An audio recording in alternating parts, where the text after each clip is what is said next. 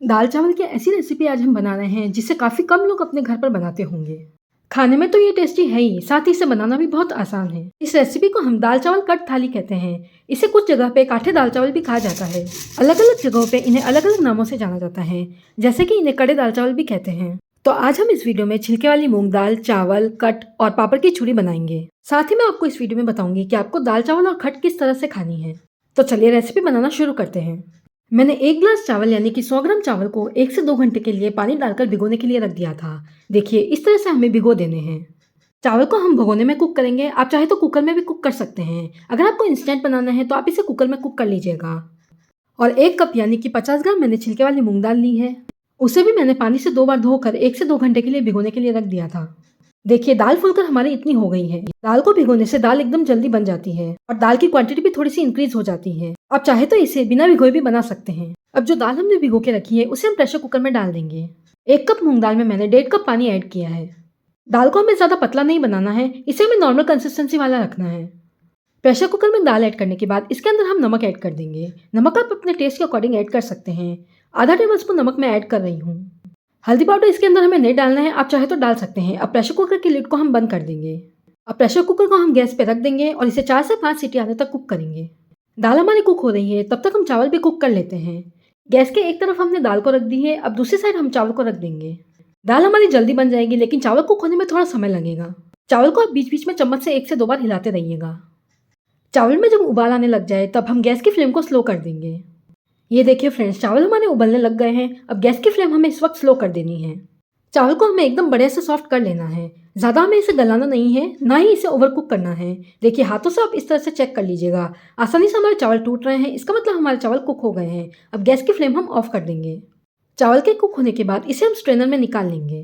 Strainer के नीचे आप एक बर्तन को रख लीजिएगा, जिससे जो इसका मान यानी कि चावल का पानी है वो इसके अंदर निकल जाए। अगर आप भगोने में इस तरह से चावल को बनाते हैं तो बहुत ही खिले खिले चावल आपके बनते हैं। ये देखिए फ्रेंड्स, हमें इस तरह से स्ट्रेनर में निकाल लेने हैं। अब स्ट्रेनर को हमें इस तरह से पकड़कर इसका जो एक्स्ट्रा पानी है वो रिमूव कर देना है। बहुत ही खुले खुले चावल हमारे बने हैं। सारा एक्स्ट्रा पानी हमने चावल का निकाल दिया है। अब जो चावल का पानी यानी कि मांड जो हमारा बचा है उसे हमें फेंकना नहीं है। इस मांड का हम खट बनाने में यूज़ करेंगे। जितना मांड हमें खट बनाने के लिए चाहिए उतना हम रख लेंगे, बाकी का हम फेंक देंगे। जो मूंग दाल मैंने कुक होने के लिए रखी थी उसमें 4 से 5 सीटी आने के बाद मैंने गैस की फ्लेम ऑफ कर दी है। अब जो चावल हमने स्ट्रेनर में निकाले थे उसे हम एक बोल में ट्रांसफ़र कर देंगे। चावल को बोल में ट्रांसफ़र करने के बाद इसके अंदर हम 1 टेबलस्पून घी ऐड करेंगे। अब इसे हम चम्मच से एकदम हल्के हाथों से मिक्स कर लेंगे। घी ऐड करने से फ्रेंड्स चावल हमारे एकदम खिले खिले रहते हैं और घी से फ्लेवर बहुत ही बढ़िया आता है चावल में। चम्मच से हिला लेने के बाद इसे हमें ढक कर रख देना है, ताकि हमारे चावल एकदम गरम गरम बने रहे। प्रेशर कुकर भी हमारा ठंडा हो गया है। अब हम दाल को चेक कर लेते हैं। एकदम परफेक्टली हमारी दाल कुक हुई है। देखिए इसे मैं आपको हिलाकर बता देती हूँ। दाल की जो कंसिस्टेंसी है फ्रेंड्स, आपको बिल्कुल इसी तरह से रखनी है। ना तो आपको ज़्यादा गाढ़ी रखनी है और ना ही ज़्यादा पतली। इस दाल को बनाने में हमें किसी भी तरह का तड़का नहीं लगाना है। अब जो मांड यानी कि चावल का पानी हमने खट बनाने के लिए रखा है उसमें हम 2 बड़े चम्मच मूंग दाल ऐड कर देंगे। और अब हम प्रेशर कुकर को बंद कर देंगे, ताकि जो हमारी दाल है वो एकदम गरम गरम बनी रहे। खट को बनाने के लिए हमने जिस मांड में दाल को मिलाया था उसी में हम 1 बड़े चम्मच चावल मिलाएंगे। और दाल और चावल को हमें खट में इस तरह से चम्मच से मिक्स कर लेना है। खट को बनाने के लिए हमने 2 बड़े चम्मच मूंग दाल ऐड की है और 1 बड़ा चम्मच हमने चावल को ऐड किया है। चम्मच से अच्छे से मिक्स कर लेने के बाद गैस ऑन करके हम इसे रख देंगे। खट हमें एकदम तीखी और चटपटी बनानी है। अब इसके अंदर हम 1/3 टेबलस्पून हल्दी पाउडर ऐड करेंगे। 1/3 टेबलस्पून से कम नमक ऐड करेंगे। 1/4 चम्मच लाल मिर्च पाउडर ऐड कर देंगे। 1/3 टेबलस्पून से कम धनिया पाउडर इसके अंदर हम डालेंगे। और 1/3 टेबलस्पून से कम गरम मसाला पाउडर इसके अंदर हम डालेंगे। अब इसके अंदर हम अमचूर पाउडर डालेंगे। अमचूर पाउडर हम 1.5 टेबलस्पून डालेंगे। अगर आपके पास अमचूर पाउडर अवेलेबल नहीं है तो आप इसके अंदर सिट्रिक एसिड या नींबू का रस भी डाल सकते हैं। अब इसे हम चम्मच से हिला लेंगे और इसे हमें एक उबाल आने तक कुक कर लेना है। देखिए खट में हमारा उबाल आने लग गया है। अब गैस की फ्लेम हम ऑफ कर देंगे। अब खट के लिए हम तड़का तैयार करेंगे। तड़का पैन को गैस पे रखकर इसके अंदर हम 1 टेबलस्पून घी ऐड करेंगे। घी ऐड करने के बाद इसे हमें अच्छे से गर्म होने देना है। इसके बाद इसके अंदर 1/4 टेबलस्पून जीरा ऐड कर देंगे और 1/3 टेबलस्पून से कम राई ऐड करेंगे। राई और जीरे के तड़कने के बाद 1/3 टेबलस्पून से कम लाल मिर्च पाउडर ऐड करेंगे और तुरंत ही इसके अंदर हम 1 चम्मच खट डाल देंगे। खट की जगह आप चाहे तो 1 चम्मच पानी भी डाल सकते हैं। पानी या खट हमें इसलिए डालना है कि जो तड़का है वो हमारा जले ना। खट के लिए हमारा तड़का तैयार हो गया है। अब इसे हम खट के अंदर डाल देंगे। बहुत ही बेस्ट कॉम्बिनेशन है काठे दाल चावल के साथ खट खाने का। खट बहुत ही तीखी और चटपटी होती है। बगैर दाल चावल के भी आप खट को बनाकर खा सकते हैं। इसके बहुत ही फायदे होते हैं। लूज मोशन वगैरह होते हैं ना फ्रेंड्स, तो आप खट खाइए, बहुत ही फायदा करती है। काठे दाल चावल यानी कि कड़े दाल चावल के साथ खाने के लिए खट हमारी तैयार है। कंसिस्टेंसी देखिए फ्रेंड्स इसकी, इसी तरह से आपको रखनी है। अब हम पापड़ की चूरी बनाने के लिए चलते हैं। कढ़ाई में मैंने ऑयल डालकर पहले से गर्म होने रख दिया है। पापड़ को फ्राई करके हम चूरी बनाएंगे। आप चाहे तो इससे सेक कर भी बना सकते हैं। तेल हमारा पूरी तरह गर्म होना चाहिए फ्रेंड्स। पापड़ मैंने यहाँ पे 2 लिए हैं, उसे हम इस तरह से हाफ पार्ट में डिवाइड कर देंगे ताकि हमें इसे फ्राई करने में आसानी हो। अगर आपका कढ़ाई थोड़ा छोटा है तो आप इसके 4 पीसेस भी कर सकते हैं। मैंने इसे 2 पार्ट्स में डिवाइड किया है। पापड़ को फ्राई करने के लिए तेल हमारा पूरी तरह से गर्म है। अब हम एक एक करके पापड़ को तलेंगे। अब पापड़ के एक पीस को हम कढ़ाई में इस तरह से डाल देंगे और गैस की फ्लेम हम स्लो कर देंगे। इसे हमें स्लो फ्लेम पे फ्राई करना है। ज़्यादा हाई फ्लेम पे आप पापड़ को फ्राई करेंगे तो ये जल जाएगा। पापड़ को हमें चिमटे या चम्मच से पकड़कर इस तरह से फ्राई कर लेना है। इसे हमें उलट पुलट करके फ्राई कर लेना है। ये देखिए फ्रेंड्स, हल्का ब्राउन होने तक हमें पापड़ को इस तरह से फ्राई कर लेना है। इसका सारा एक्स्ट्रा ऑयल हमें रिमूव कर देना है। एक्स्ट्रा ऑयल रिमूव करके हम इसे एक बोल में निकाल लेंगे। पापड़ की चूरी बनाने के लिए इसी तरह से हम सभी पापड़ को फ्राई कर लेंगे।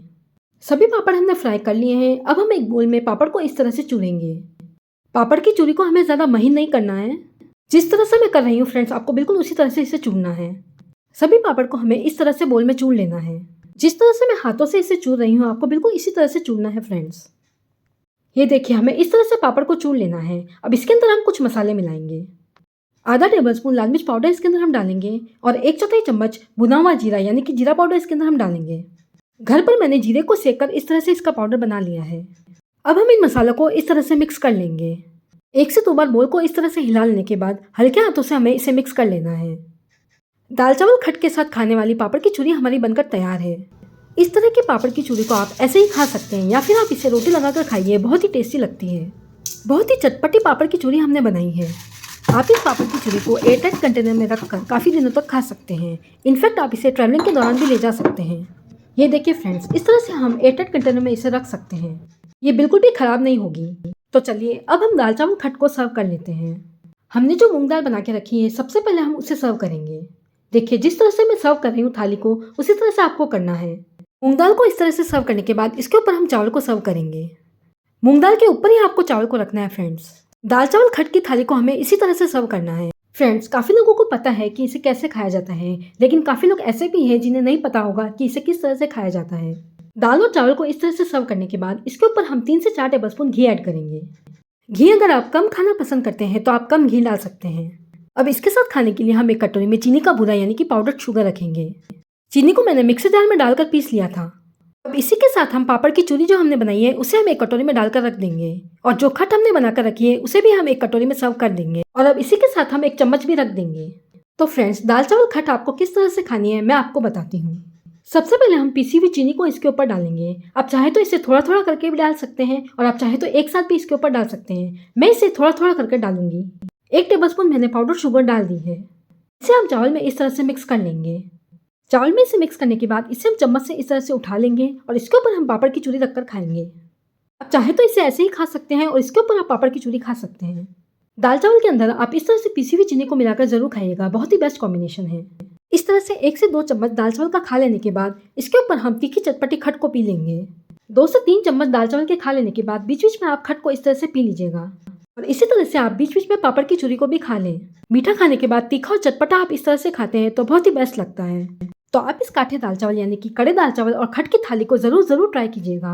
अगर रेसिपी अच्छी बने तो जेएस कुकिंग कॉर्नर को सब्सक्राइब कर दीजिएगा और सब्सक्राइब बटन के पास बेल आइकन दे रखा है, उसे भी आप दबा दीजिएगा, जिससे जब भी मैं कोई रेसिपी डालूं तो उसका नोटिफिकेशन आपको आपके मोबाइल में मिल जाए। और अगर आपको मेरा वीडियो अच्छा लगा हो तो वीडियो को लाइक और शेयर करना ना भूलें। मिलते हैं अगले वीडियो में इसी तरह की इजी, टेस्टी और इनोवेटिव रेसिपीज के साथ। तब तक के लिए bye friends, have a nice day.